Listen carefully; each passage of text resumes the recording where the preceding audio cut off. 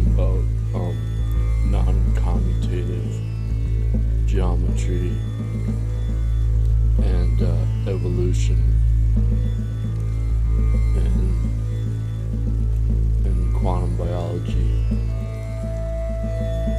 and Gregory Bateson systems theory. So he has a book.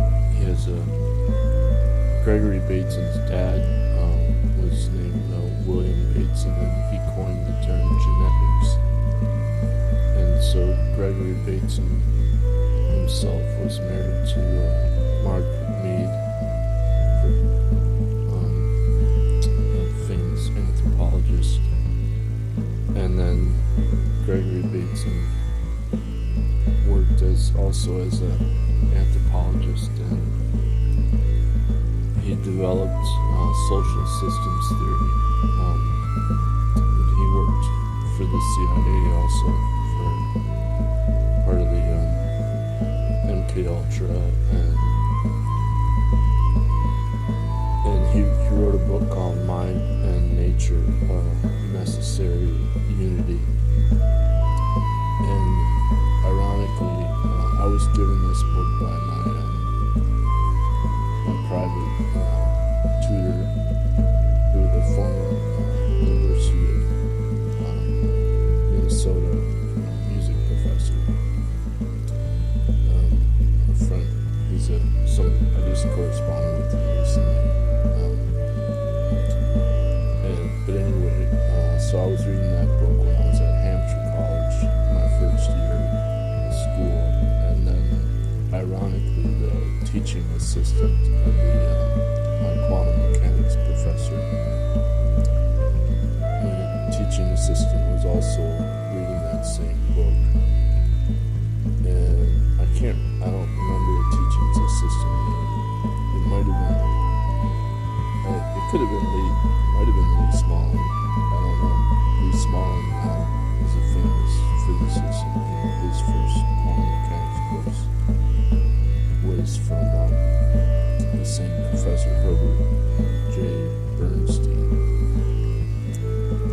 And so in that class I mentioned before how we were taught the Dirac dance with the hand movement, and he used he said, imagine you're holding a wine glass and your hand goes like this.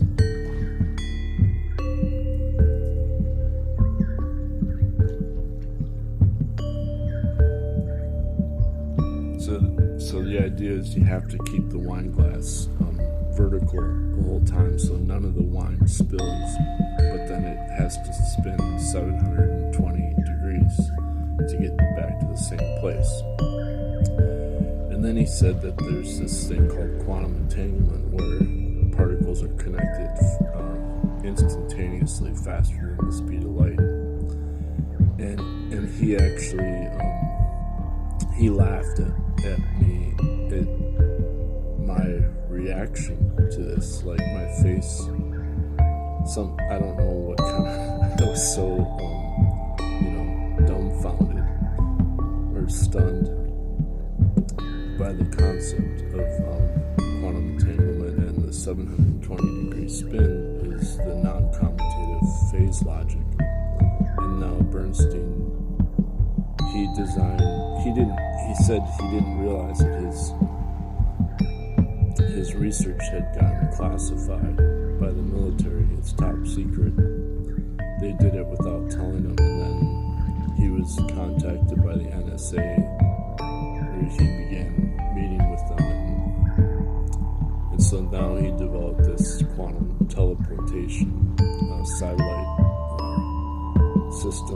signal system with NASA, so they're testing it or something. And he says it's better than what the Chinese developed, because they're trying to do the same thing, but his uses this 720 degree spin that he calls the donut.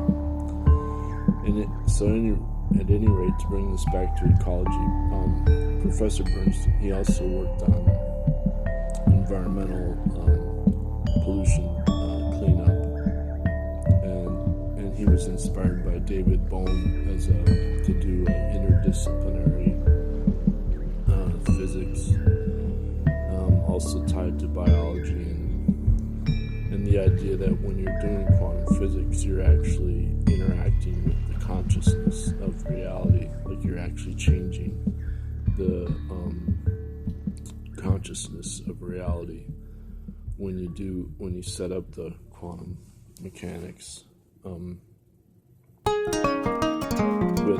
When I corresponded with Professor Basil Hiley, who was a collaborator with Bohm, and Hiley's his emphasis is that at 0 time before any measurement there already is quantum entanglement as non-locality. And then, of course, most physicists they think that quantum entanglement has to be set up as a special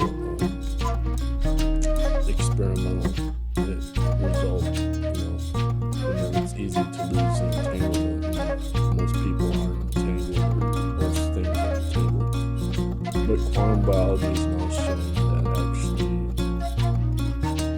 our mitochondria is what powers our bodies, and it's basically the same as algae or spirulina, green algae, and they're discovering that the health of the mitochondria, and we get our mitochondria DNA from our mothers.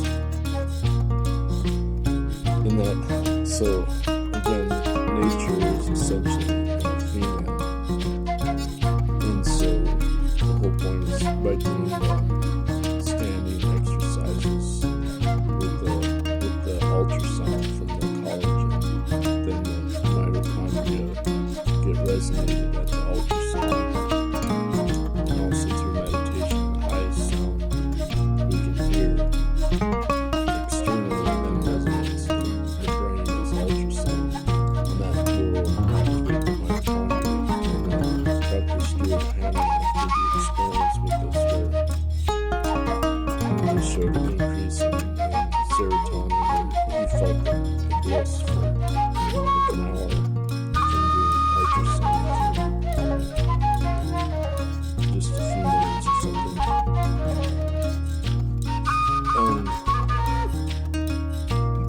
So Gregory Bateson, in his book Mind and Nature and the Unity, he's trying to argue that logic, there's a problem in Western logic, and the problem is that logic doesn't incorporate time. And this is Lee Smolin's big point, is that he says, well, physics, it says that time doesn't exist, and that it's an external measurement done by physicists. But Lee Smolin argues that the universe is based on evolution, just like ecology is based on evolution. And then the information that's stored in the black holes re-emitted through the fifth dimension of the white hole. But in quantum biology, they're saying that this is happening right here on Earth also. So they've discovered now that birds they explain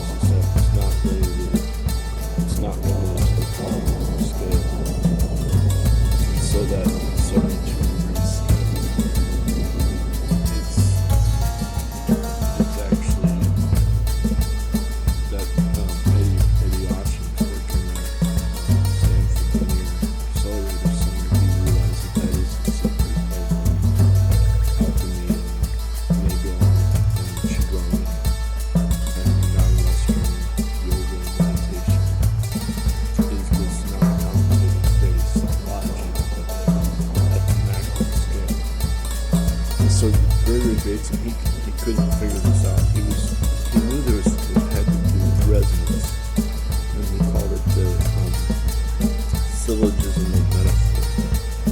So he argued that in biology, the logic was based on metaphor and not on, Aristotelian linear logic. And so he knew there was some way that time was different states. And he said it was like a Moire beats, like a bat's relies on the feedback as beats.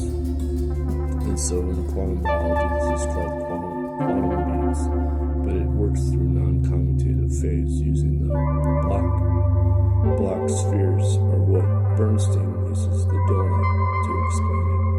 The geometry of the donut is a torus, so it's a non-commutative torus. And so we can't see the fifth dimension, but we can listen to it on the macro scale. And that's what the donut is trying to explain in quantum biology and quantum physics. So a lot of the top research is actually top secret in the US, and that's why people don't know about it. Like the parapsychology, the CIA would classify it, and then all the other scientists would say, oh, it's just woo-woo. But in fact, it's been classified.